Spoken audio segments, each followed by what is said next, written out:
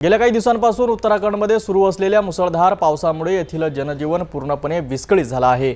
अनेक नद्या आणि नाले दुथडी भरून वाहत आहेत, ज्यामुळे अनेक महामार्ग बंद पडलेत आणि वाहतूक पूर्णपणे थांबली आहे।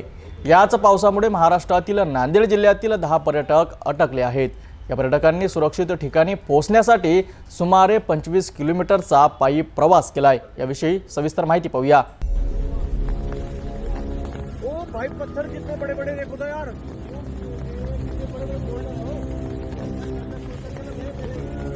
10 कुंटल क्या है, हजारों कुंटल के हो गए हैं।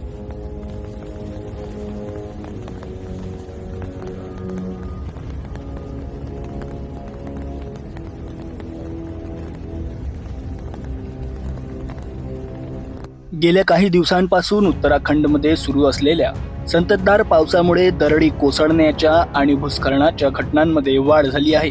नद्या आणि नाल्यांना पूर आल्याने अनेक ठिकाणी रस्ते पाण्याखाली गेले आहेत, तर काही ठिकाणी रस्ते खचले आहेत। यामुळे बद्रीनाथ, केदारनाथ सारख्या प्रमुख तीर्थक्षेत्रांचे मार्ग बंद झाले आहेत। नांदेड जिल्ह्यातील 10 पर्यटक याच पावसात अडकले आहेत।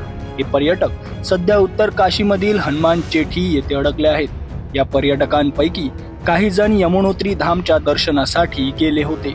परतीच्या प्रवासात अचानक आलेल्या पावसामुळे ते अडकले। त्यांनी सुरक्षित ठिकाणी पोहोचण्यासाठी सुमारे 25 किलोमीटरचा पायी प्रवास केला। सध्या या 10 पैकी 3 पर्यटक एका ठिकाणी आणि 7 पर्यटक दुसऱ्या ठिकाणी आहेत। नांदेडमधील बिलोली येथील सचिन पत्तेवार यांनी एक व्हिडिओ शेअर करून केंद्र आणि राज्य सरकारकडे तातडीने मदतीची मागणी केली आहे। या घटनेमुळे पर्यटकांच्या सुरक्षिततेचा प्रश्न पुन्हा एकदा ऐरणीवर आला आहे। स्थानिक प्रशासन मदत कार्यात गुंतले असले तरी अजूनही अनेक पर्यटक अडकल्याची शक्यता आहे। नमस्कार, मी सचिन पत्तेवार। नांदेडहून आलेले आम्ही काही जण घटनास्थळाजवळ आहोत। इथे तुफान पाऊस सुरू असून सगळ्याच नद्यांना पूर आला आहे, त्यामुळे अनेक रस्ते बंद पडले आहेत। आमच्या ग्रुपमधले 7 जण इतर ठिकाणी अडकलेले आहेत आणि आम्ही तिघे दुसऱ्या लोकेशनवर आहोत।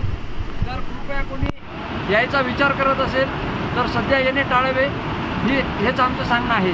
उत्तराखंडमधील या पावसामुळे केवळ नांदेडचेच नाही तर देशभरातील अनेक पर्यटक अडचणीत आले आहेत। सरकारने याकडे तातडीने लक्ष देऊन मदत कार्य अधिक वेगवान करण्याची गरज आहे। तसेच नैसर्गिक आपत्कालीन परिस्थितीत प्रवाशांनी अधिक काळजी घेणे आवश्यक आहे। पुढील अपडेटसाठी पाहत रहा सिटी न्यूज।